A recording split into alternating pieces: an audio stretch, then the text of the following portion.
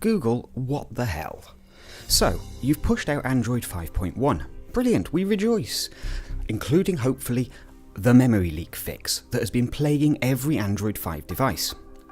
But guess what? You didn't bother to QA, and you haven't actually fixed the memory leak. It's just absolutely phenomenal. Google has had probably the worst run of software updates, I think, that we've ever seen from Android. So basically, they pushed Android 5 out the door with a major memory leak.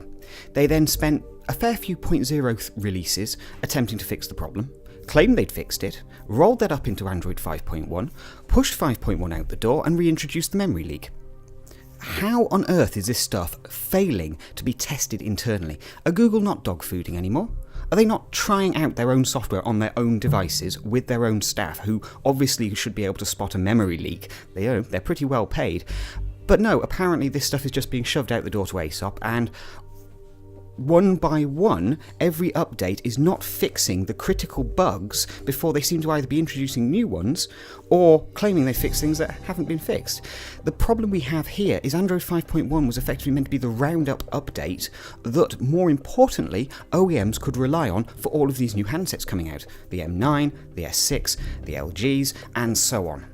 What we have now is a simple fact that a lot of these devices are going to come onto the market with a memory leak, because the chances of Google managing to patch this, get it out to ASOP, get it combined into the OEM's releases is pretty slim, at this juncture anyway. We're now, in most cases, less than 4 weeks away from these devices hitting the market.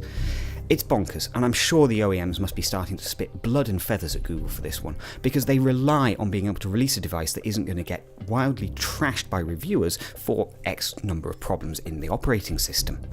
At the end of the day, Google needs to get its house in order. We've seen a real slip in quality control over the last 6 to 8 months or so, and as I've said in my previous videos, I can only land the blame squarely at the way that the Android ecosystem is being managed these days.